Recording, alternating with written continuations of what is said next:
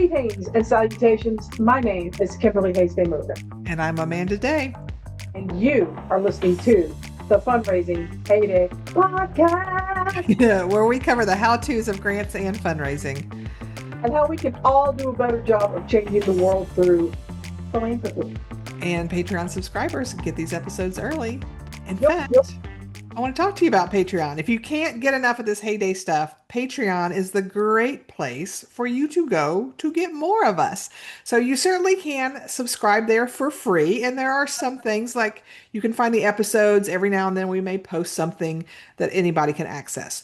But if you really want the good stuff, you want to become one of our monthly subscribers. And we have subscriptions that range from $5 a month up to $30. So it just depends how much of HayDay content you want showing up into your inbox. So we have a monthly book club. We have a monthly Mistakes Were Made episode. Kimberly does a monthly musing where she talks about whatever is on her heart and mind for the month. So lots of great bonus content. Plus, again, you get these episodes 48 hours before the world. So you can tell everybody all the tips and tricks you learned. And when they ask, where did you find that? On the Fundraising HayDay Patreon. And they're like, well, wait, it hadn't dropped yet. Well, it does for our Patreon subscribers. So just mosey on over to the Patreon page. It's Patreon, which is Patreon. So patreon.com/fundraising HayDay. And you can check out all the options. And our FHD Friends and Such, which is the second tier, you can sign up for that tier for free for 7 days. So why not? It's free, right? So go, you can look at all the back catalog of book clubs and monthly musings and check it out for free for a whole week. I mean, I stand behind what we do on the podcast, keeping it free, the episodes for free. Yes. And we want to keep doing that for as long as possible. And that's why we have sponsors. We have incredible sponsors every year. And we're just excited and honored to be working with them. And you'll hear from them at the top and at the end of every episode, as well as during various postings and things that we do. But those generous organizations or consulting firms or software, whatever it may be, they cover our production costs, right? Which, yay, because I don't mind providing free content at all. In fact, I don't want to ever be a gatekeeper about stuff like that, but your girl's not going to be losing money. So that allows us to pay for production expenses. Like we have a sound engineer, we have a hosting platform, which is Podbean. And we also have, a portion of our website that's devoted to this, as well as storage on the back end and all kinds of things to help us. So sponsorship covers that. But what's not covered is our time to read all the books for the guests that are coming on, to find the guests, to plan the episodes. In fact, the other day it was about a half a day of solid planning for season 9. You can't believe that. So all those things, we do it because we love it, but knowing that we have ongoing financial support from folks who also love what we do helps us. Not only is it a feel-good moment, but it's also a feel the wallet moment for us that helps us keep going, because we're basically donating our time to do this. And so thank you so much to the people who've already joined the Patreon community at a paying level. And look, that may not be possible for you right now. We get it. There's a lot going on. So you can join it for free and still participate. But if you are able to, like $5 a month, Amanda makes a meeting playlist, and it helps us have that sustainable funding that doesn't fluctuate, that can just help us do more things to build our community. So absolutely, thanks for that. And thanks for considering it. And I hope you'll come on over and join us on Patreon. We are thrilled that S&F Writing Solutions is our podcast sponsor for the second half of season 8. Also, season 8, what? Wow. So founder and CEO Stacy Fitzsimmons holds a Master's of Business Administration, where her thesis focused on strategic planning and culture change. Combined with her 20 plus years of experience as a project management and grant professional with a federal grant win rate of 70%. She has learned more than a thing or two about leadership, consulting, and taking calculated risks. So take a listen. So Stacey, in our last episode, we spent a little time with you sort of talking about lessons learned as you grew your own business. But offline, we've also talked about, you see folks who are building their businesses and you're like, hey, there's a, what are the top 3 mistakes that you see consultants making when it comes to their business, either in the starting or growing stage? Like those are similar. I think one of the first ones is trying to jump into consultancy too soon.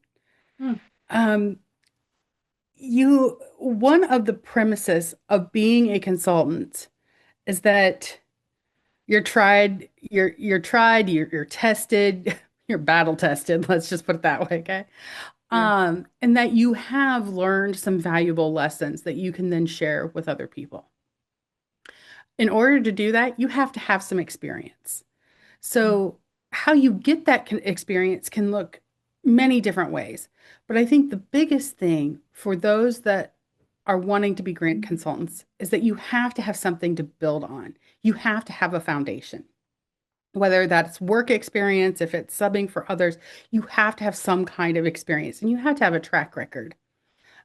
So there's other ways of getting that, but really just jumping in too soon. I think the second one that I see a lot is taking on too much too early. Guilty as charged. But I think taking on those grants that you've never done without a support system is got to be one of the biggest pitfalls I see. I am proponent absolutely 100% of trying new things.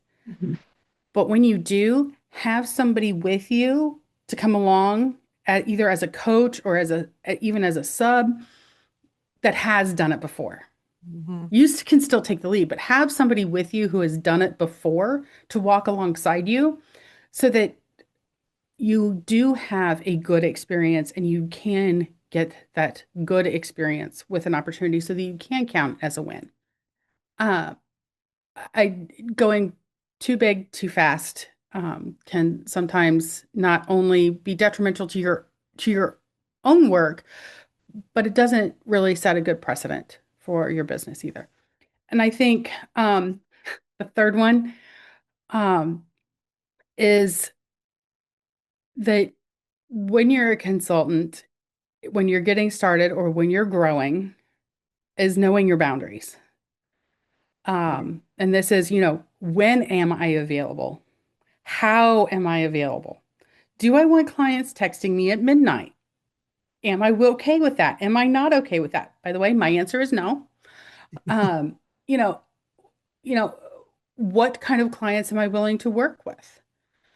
When do I make the decision to cut ties with a client?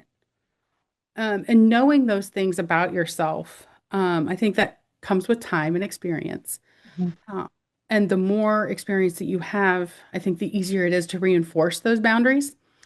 5 years ago, I would not have been quite as probably adamant about this point. But I think really being able to establish what you are and are not willing to do, when you're available, what projects you will take on, what you won't take on, is important. And that doesn't mean that you just say no and walk away. Sometimes it's a no and a referral. Sometimes it's a not now, but it's really knowing what you can and can't do. Thanks. For the record, I don't want anybody to text me at midnight, not clients, not friends, not loved ones, not family. Just, it needs to be something very bad. And you need to be very close to me to text me at midnight. Just hurt. Yes. But thanks for that advice. And thanks for pointing out those things that are really tricky for folks just getting started. Mhm. To find out more about Stacy Fitzsimmons, SNF Writing Solutions, and her incredible offerings, visit snfwritingsolutions.com. In today's episode, we are diving deep into how to run fundraising events that raise funds without destroying your budget, your staff, or your sanity in the process. Because what's the point of making money if you destroy all of those things, right? You know, I really wanted to do this topic because I wouldn't say it destroyed my sanity, but I sure did burn out hard and fast. Mm-hmm. Actually, it wasn't even fast. It was a slow, intense burn, which actually sounds more painful over several years into events. And so if I can save you some time, if I can help you suss through that, if I can help you be a thought leader in your organization or with your clients about how to do that, job well done me. So, and it's not like there's a big secret to But there profitable, is. profitable events. It's it's not like it's not a sexy little secret. It's planning and knowing when to say no. And if you don't know already, I should have pulled up this study. There's a study, it's still fairly recent, talking about the return on investment of different kinds of fundraising. And not surprisingly, so the return on investment, how much you have to pay to make a single dollar, how much do you have to spend to make a single dollar? Major gift officers and grant writers are, or grant professionals are the the best return on investment if you look at dollars spent out in salary and time and expense cost versus the amount of money that you bring in, right? Fundraising events are usually the worst in terms of ROI. They consume enormous amounts of staff time, volunteer energy, and organizational focus. And here's the thing that people don't talk about. And when I would talk about it, as an employee, it was like hitting a brick wall with some folks. It's like many organizations either lose money on them or barely break even. Once you factor in, I'm trying not to yell, the actual costs, not just how much did it cost to have a food truck at your event, but how many staff people and how much time, even if, and I was told this once as a development director, well, it's your job to run events. I'm like, no, my job is to raise money for the goal we agreed upon every year. And it's in everyone's best interest if I do that the most efficiently possible. And my job is not necessarily running an event if that is not the best way forward.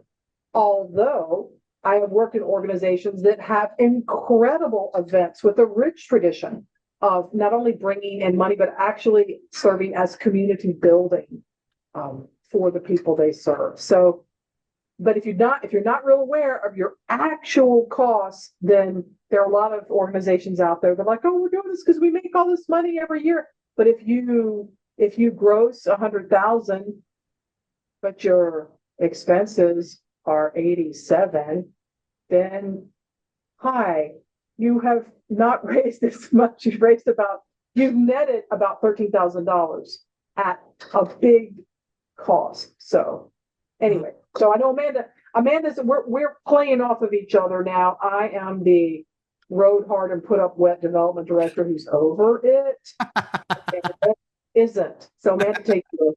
Well, and that's only because most of my like employed, like not a consultant, but as an employed grant professional working in local government where we don't do events. So I was not having to do all of those things, right? But when and one thing I will say, which I will compare this, something I learned, it took me a while to learn it, is I had to do this with grants too. Like a lot of times when you think about costs, it's like, well, we had to rent the venue and we had to pay the caterer, but like staff time is a true cost too that a lot of times people overlook. So like I finally learned the lesson as an employed grant professional that didn't have to keep track of my time other than, yes, I was here and I worked 40 hours. I didn't have to track, well, 2 hours was on this grant. I did start tracking my time because I knew there were a handful of grants that at the end of the day, once you figured out how much time alone put into it, it wasn't worth the money we were getting. So I started tracking my time. So I would say if you feel like you're one of these people like, yes, it's a great event and yes, we made some money, but it took our staff X amount of hours, and really then it's not worth like in that same amount of time we could have written 12 grants or done 5 fundraising appeals or talked to 80 major whatever, right? So I'm with Kimberly, like you've got to think about those things. So, but let's talk about when events do make sense because they certainly do. People wouldn't be doing them if they weren't a good thing. So, but well, Okay, I'm waiting. Go ahead. I'm you're right. waiting. You're right. There are some people that still do them even they don't make sense, but they can make sense if they're done the right way. And the first thing to make it make sense is that you need to have a strong donor base already, right? Events work best when you are cultivating existing relationships. So it's people that you already know love your organization because they are maybe a monthly giver or maybe they're a major donor or whatever. Some they volunteered for your organization for years. But what you don't want to do is try to do this event and create your donors from scratch, right? So, because first of all, who's going to show up? How are you going to reach them? If they've never given before, what makes you think they're going to suddenly give now? So, you want to have that already existing group of donors who love your organization. That's the first step before even thinking about an event. And we're also going to go through what different kinds of events make sense for different folks. Because Yeah. if you don't have any done, you're probably like, well, what do we do? And I'm like, you don't maybe have a fundraising gala unless someone is paying for everything or you're the beneficiary and you Yes. come in and tell this group of folks, or you're doing a co-presentation with some community members who participate in your programs and services. That's when an event makes sense, is when you're not doing it, or there's smaller scale ways to fundraisers and different kinds of things. Yeah. But if you are, here's where it usually comes up. So again, as Amanda said, events make sense if you have some internal, if you already have a donor base and you're ready to maybe bring people together. And I'm not poo-pooing that, but man, you need to have some event planning capacity in your organization. And event planning capacity does not mean that one of your board members really wants to have an event. That is 100% not what I'm talking about. I am bitter. I am weathered on this. I am weathered bitter on this. But it's like that seems to be the go-to for so many board members. It's either we'll just have an event or write a grant. And because I'm a recovery development director and because I know the research and the data around how giving works to charitable organizations, again, nonprofits, we're not talking about local government, the different animal. Today is this episode is nonprofit. We're going to nonprofit town. It's, again, not only is it not it's a very expensive way to raise money. It seems to be a go-to for board members or executive directors because it seems easier to write a grant. I get it because they're not the ones writing the grant, or to have a fun event, have a party. I get it because most of the time they're not doing the back end work. Then to connect with people in the community and cultivate and have house parties and ask their well-connected friends and well-heeled colleagues to give money, because that's scary to a lot of people, even high performers in their own areas. I've seen this time and time again, especially with attorneys, and I'm like, y'all, didn't you go to school learning the law, and also particularly if you're involved in litigation, how to be persuasive? But you know what? I can't put together IKEA furniture. So I mean, right? We all have skills. And so if you don't have any of those skills anywhere and you're being pushed to do this, I just want to help them. Let's have some educate up moments about this because it's really no small thing. So, and if you have staff with experience or committed volunteers, that's great. If you are a medium to larger size nonprofit and you could contract with an event planner, just like many people who are blessed, fortunate, and privileged to have large weddings will contract with a wedding planner, right? It's like you're getting married, you know how you're getting married, but don't you want someone to come in and go, what about this? What about that? It's a double whammy for me because I was the development director at an organization that had grounds rentals for weddings. So this is bringing up a lot, but I'm here for you. So what you need to do, if people are like, oh, well, let's just have an event. You should just do an event when you're not writing grants and whatever it is else you're doing. Let's just do an event. You need to figure out, in my opinion, first off, what is it that you want to raise? And I mean what you want to net. Because I'm just sick and dog tired of having organizations go, well, we grossed this. And I'm like, but what did you net? So, for example, I'm keeping this lower scale because it's easier to do the math. So if you have a larger organization, add zeros, plan accordingly. But if you're thinking, you're a smaller organization and you're like, if we could net $25,000, that will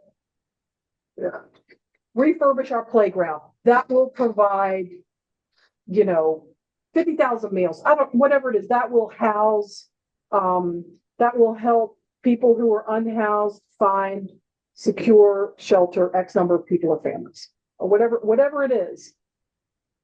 Start with the money first and then figure out what you're going to have to raise on top of that to make that money. Because again, expenses could be like 40, I'm being nice, 40%, could be 60%.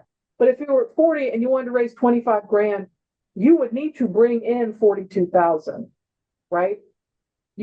That needs to be your goal, not we're trying to raise 25,000. No, we are trying to raise 42,000 because out of that, we're going to pay our vendors and then we're going to pull the 25,000.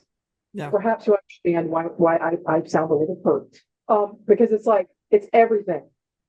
Venue, food, entertainment, marketing materials, staff time. You might want to have volunteer appreciation. Depending on your venue, you may also have to provide some kind of insurance.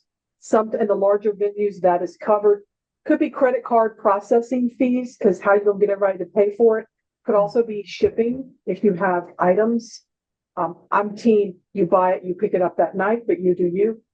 Or if you want to do online bidding, if you're having a silent auction, or if it's a fun run and you're having registration, people are gonna need to want to register quickly and easily. You could have to buy the t-shirts, whatever it may be. It's just like when you're building the grant budget, right? You got all the things that you got to look down. The line items have different names, but the categories are all the same. And in terms of they're not all the same, but there's a level of specificity that is the same. Yep. So let's talk about different types of events and their potential, particularly for profit. Things like galas and sit-down dinners, which I think is what most people go to. At least when I think about a fundraising event, that's my first thought, probably because I've been to several of those over my lifetime. But those certainly can be highly profitable, but they're also the most complex and expensive to execute. And so you need to understand that and know that going in. So to do that, you need a strong volunteer base. You need significant sponsors, and certainly a sponsor support system to make that work. And you've got to plan all that. And also you're going to have to pay for a lot of this stuff up front before the fundraising even happens. So do you have the bandwidth within your budget to go ahead and pay for a venue and pay for caterers and pay for all the things, right? So just a lot to think in. The larger the event, the more the work and the more the expense on the front end is going to be for your organization. Now, if you get some of these things donated in kind, that's a great way to go.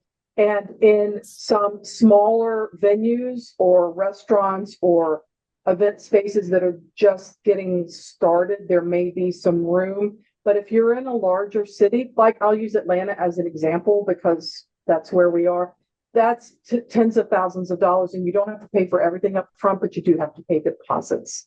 And caterers are the same way.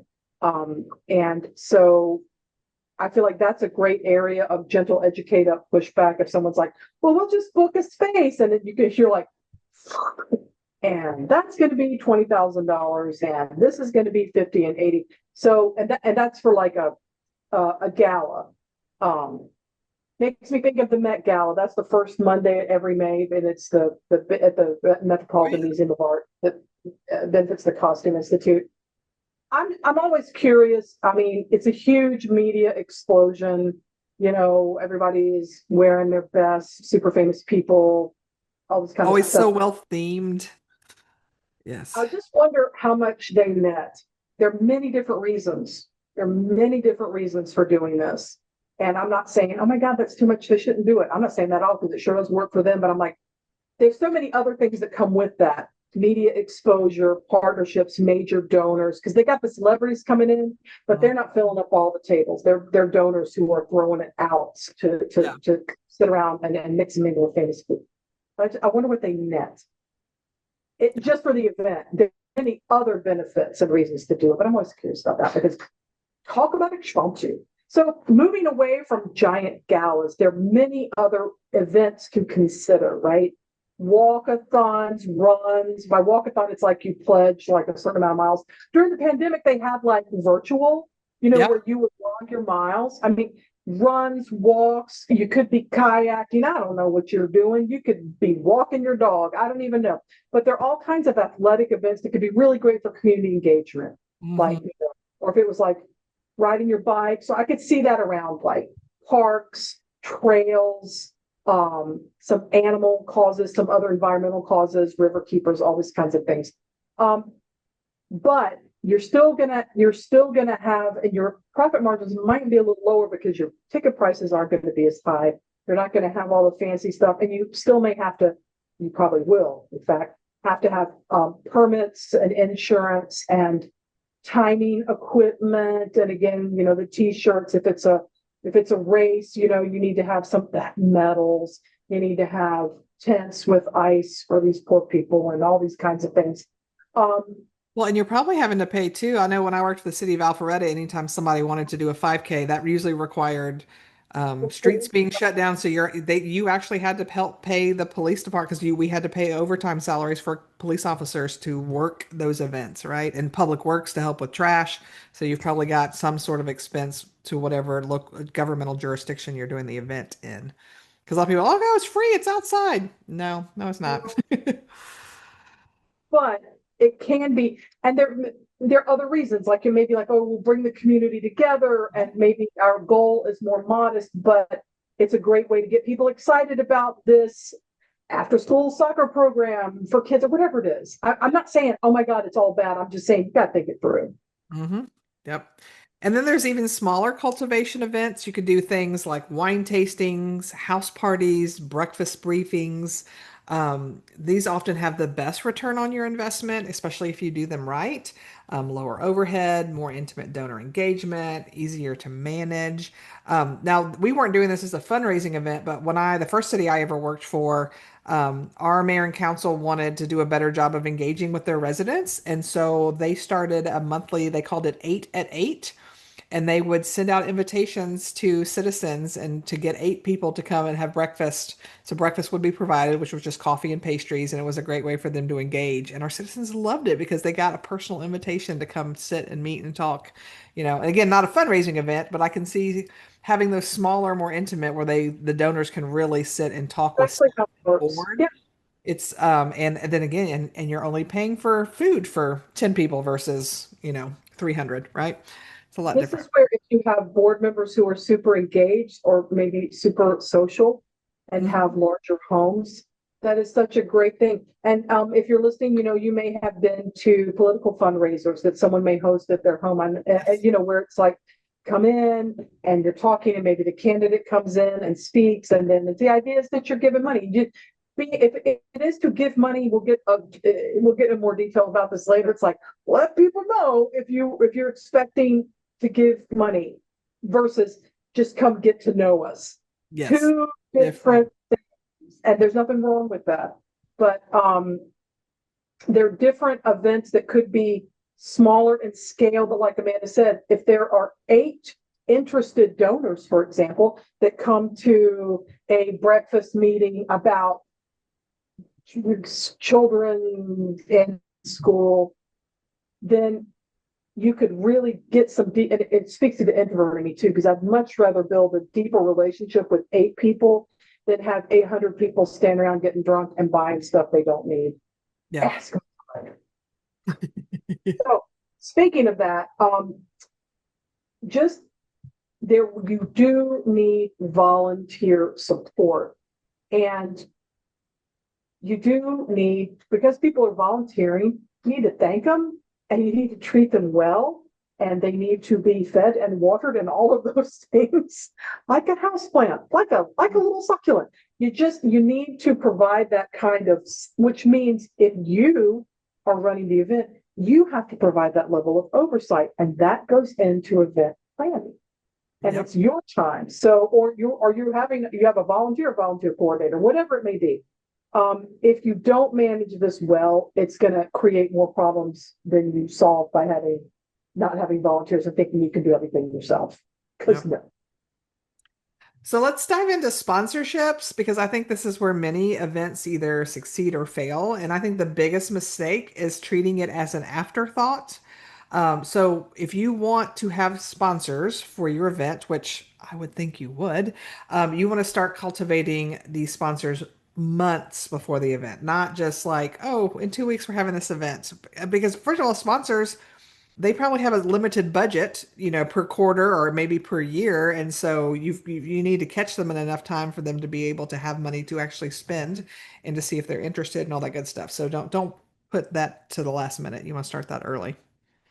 And if you're thinking, I'm a grant professional, I don't have anything to do with this, where your skills could come to bear is in helping create sponsorship packages where you're maybe pulling key data, either outcomes or success stories from grant reporting or from other applications you've written to give in. It's like there's the part of the sponsorship package or just the invitation in general to anyone to buy tickets or whatever, where you're like, it costs this much, we're trying to raise this, but it's we are coming together to do this thing, to create safer spaces for children to learn and play, or to enhance a senior center so that older adults in our communities have great spaces to come together, whatever it might be. That's where a lot of the researchy kinds of things can come in like little bullet points to lay throughout this. Um, but then you do that, but then, hey, you're going to sponsors and you're asking them for money. A lot of larger companies, certainly if they're headquartered in your area, like we've got a lot of headquarters here in Atlanta, they've got a process. And guess what? It is like a grant. And many times it is a grant application that you can choose program support or event support, and it takes you to a whole different area. So that could be a space where if your organization's like, yeah, we want to do an event, but we really need sponsorship support, and you're doing some prospect research around that, and you find companies that have that online process, you may be the best person to do that because Yeah. you understand it's not just, it's for the kids, fresh air and sunlight. It's like, hey, $5 invested into early childhood education has a return of $150 or however it is, $1 buys 6 meals, whatever it is. You'll have that mindset because these larger corporations, they're going to want to know, well, what's your reach? What's social media? What's this? What's that? What are we going to get out of this? Can we come talk to your employees about our bank? I mean, you just need to figure out, yes, you need to have a package, but if it's not an online process, you'll need to be able to, even if it is, you need to be able to, just like for grants, you can't just have a template and cut and paste. You've got to see what's going to work for them and what's going to be mutually beneficial and be prepared to address that. Yep.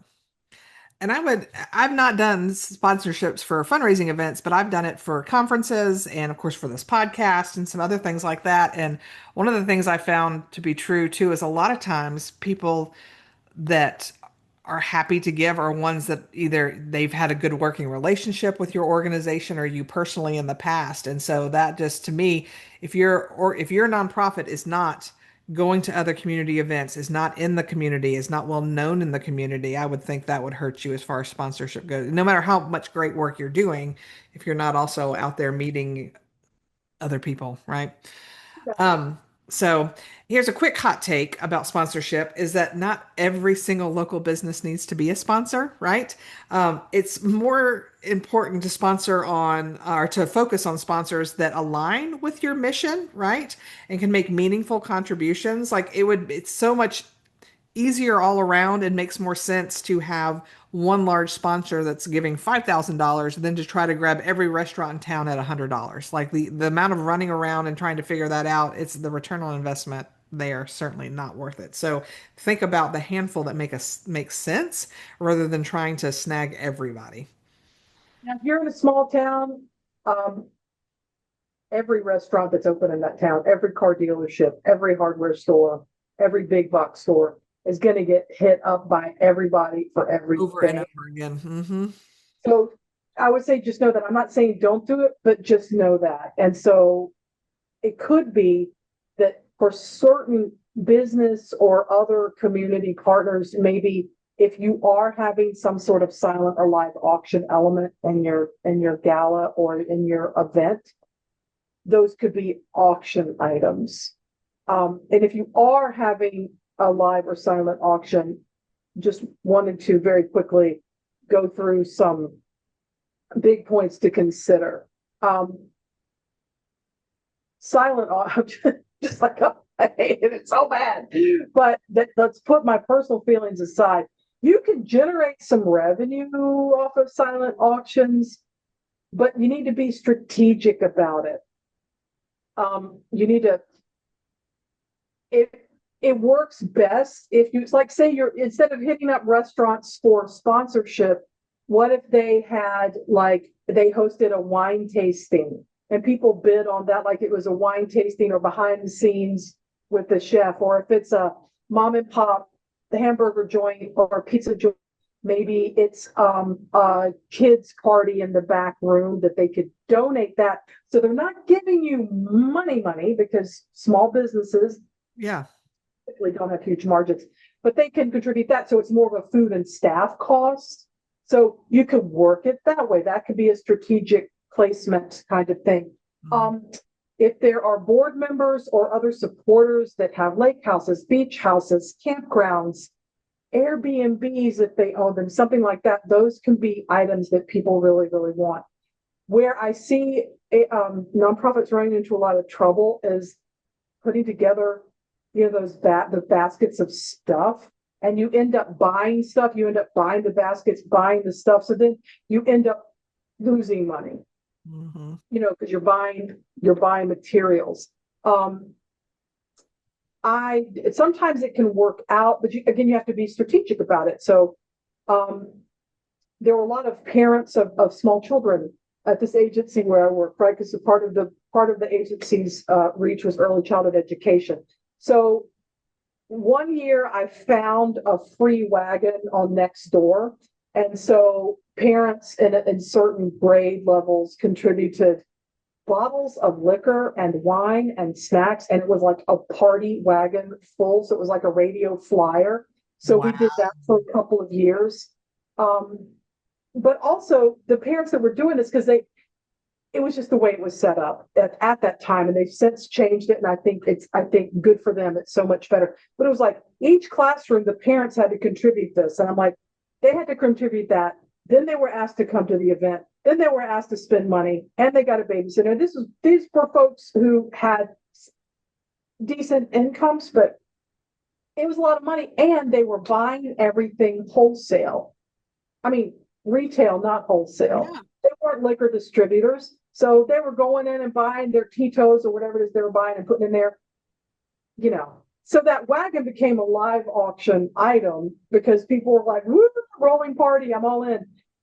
So fun, but also strategically, it may not have been if we were trying to raise money. If you were a parent and you had already spent, gosh, what would a handle of Tito's be? I don't even know. At least Like 50, if not more. because that's just like a bottle, but like a handle of it, yeah, Oh, you could get way up there. So it's like in their mind, they've already given, right? yeah. In my mind, I'm like, I would rather have you come bid on somebody's beach house or do a donation, do a fund and eat or something like that. Um, so for live, I have worked with live like auctioneers, and they're not the kind that do like livestock, but yeah, it's like but they're like MCs, that are like working the crowd and doing that. And you have to pay them, but unless you have someone that maybe you've seen, or maybe someone who's really skilled at that, it can get a little awkward if it's a DIY. But if you don't have the budget, finding someone who can really work the crowd could be good. But I would say don't do a live auction unless you have items that start at value of at least $500 and somebody who can work around, because Yeah. otherwise painful. Yeah. Another tip is to build buffer time into everything. If you think something's going to take you 2 weeks, plan for 3. If you think you need 10 volunteers, ask for 15. Murphy's Law is particularly active around fundraising events, so you just need to build in extra time for everything. If dinner is supposed to start at 7, plan the program where it begins at 7:15, right? Because people are going to be late, cocktail hours always run long, technology doesn't work the way it's supposed to. So just in planning all the things, just have extra time, extra people. Agreed. It just from experience. Um, and if you're having an outdoor event or a tented event, there's weather too. So it's a lot of things to consider, but yeah, assume no one will be on time. Assume that one big thing will go wrong and 3 to 5 smaller things will go wrong. And that's just what it is. Yeah. That's just like if you've ever planned a wedding or even a Christmas party, Yeah. maybe for colleagues in your home, there's just stuff. And it's okay, it's human nature, but Mhm. it's just different. It's just magnified the more complex the event is and the more people involved. So again, you're not just throwing a really nice party or a really well executed fun run or, race and fun run combo. You need to ask for money if that, because fundraising, that's what you need. Not just please, the more specific you can be, and multiple opportunities to give now, right? I I'd like to think that I have both aged out and paid my dues. I'm not a big fan of going to galas. I'm not. If I'm going to support you, I'd rather give a gift, or maybe what's a good fit for me is like a monthly donor. And it's no offense to anybody, but I'm just like, that's not me. Um, but throughout the event, I remember one of the last events that I hosted at that agency. It was right around the Kentucky Derby, so we had a Kentucky Derby theme. People wearing hats. We hired a guy to play the da da da da da da da da da to get people excited. We had a live auctioneer. We had like a betting game that was it was more like a raffle kind of thing where you would pick a winner from the horses of each of the Kentucky Derby. It was a lot, and it was really good. I mean, I was proud of it, and there was an incredible team of people that made it happen. But we had multiple ways people could give. They were like text to give. They had the silent auction that they could do on their phones. We also had to make sure that Wi-Fi could handle that many people downloading an app all at the same time. They're just things. There were donation cards at tables. There was a live auction. There was a paddle so that they could raise. And we also had a fund to need. So instead of an item, they were auctioning off, they were asking people to bid for, it might have been a playground, and so they were bidding. That was a live auction item, but it's a fund to need.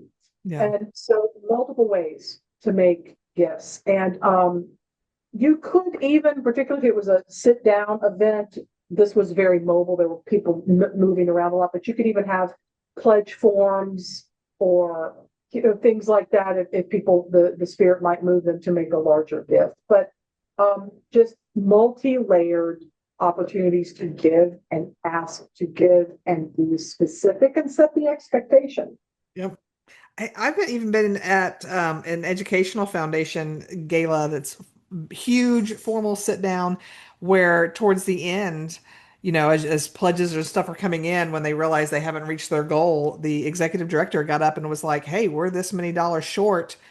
Would anybody be willing to pledge $1,000? And you can do it in support of your favorite teacher or school." And at first, when she did that, I was like, "There's no way." Sure enough, somebody stood up, and then I think it was the pressure of, and people would stand up, well, I'm doing this in honor of my children who go to such and such school. So then somebody else is like, well, I'm going to do it in honor of my kids at such and such school. And doing that. And then once that she was like, well, if you can't give 1,000, how about 500?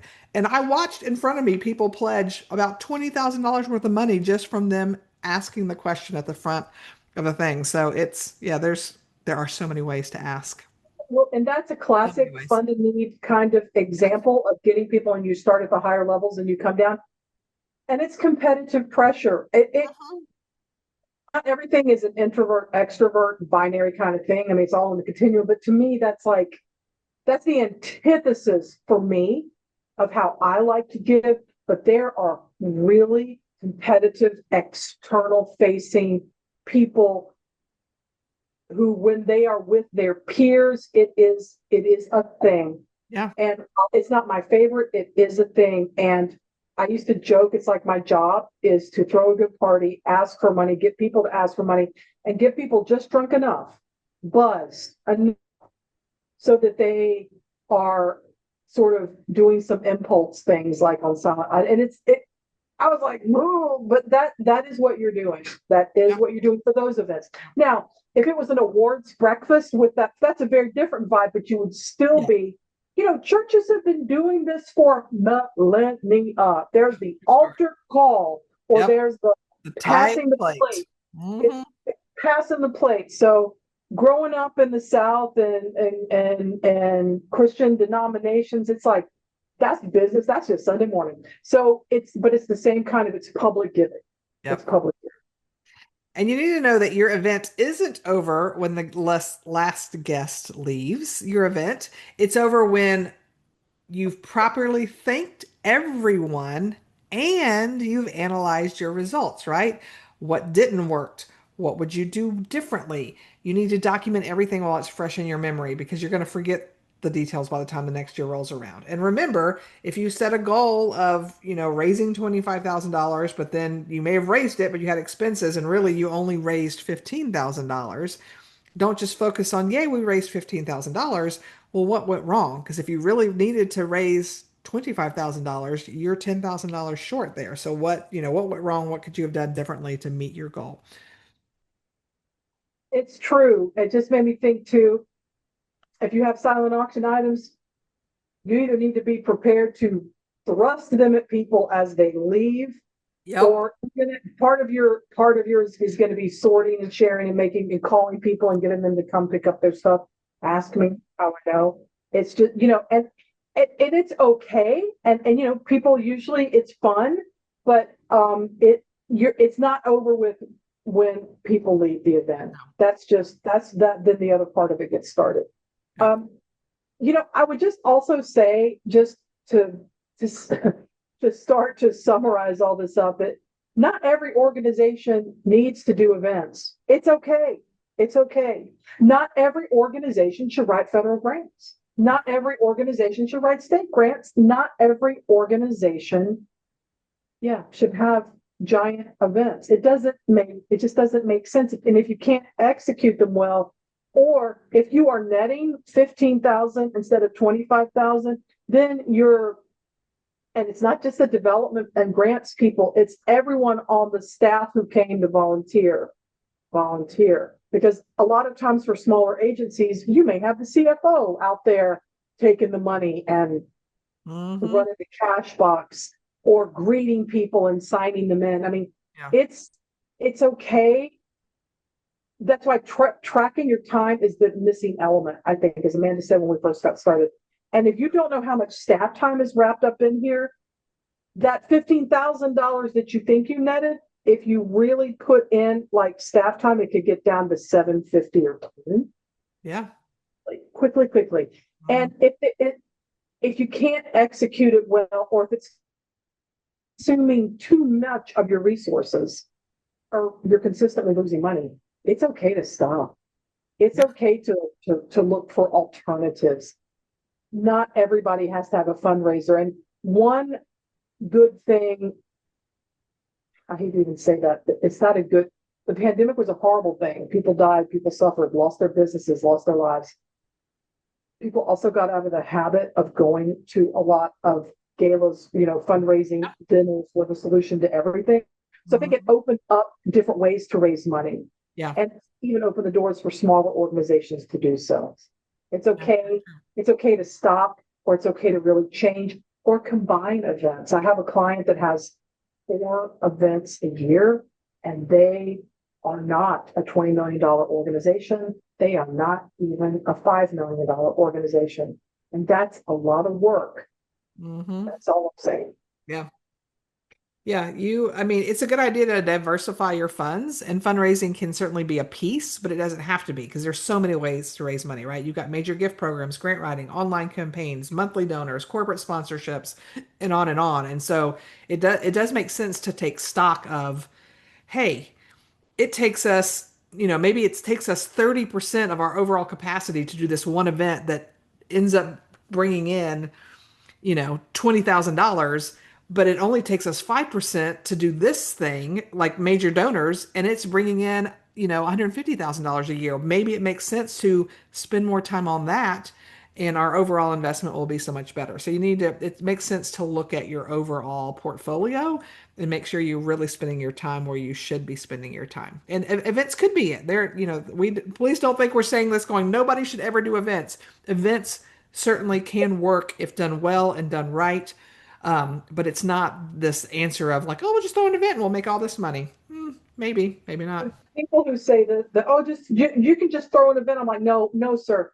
You can throw the event. I'm going to be over there making some money for the organization. And finally, even if you're running successful events, you need to be mindful of the toll it takes on your staff. And it was certainly a big source of burnout for me. It really, really was. Yeah. And if you're burning through staff because you're doing 3 or 4 events a year, and so in addition to running their programs, they also have to run food at the dinner or whatever it is they're doing, and be, it could be if the event is 4 hours, you're probably looking at a 12-hour day before just day of. So if events are actually literally burning out people on your staff, it may not be worth it no matter how much money you raise. There may be ways to contract out certain things and have specialists come in. Bringing it back to the wedding, a good friend of ours just got married. I don't think it was a huge event, but you want to focus on that event and what it means, what you're doing coming together, and maybe not, oh my gosh, the flowers are late, or someone spilled water on the carpet, or whatever it is. Sometimes you want that wedding planner to come in and take care of those details if you can afford it, so you can enjoy your own event. And you may want to look at a larger scale event, contracting out event management.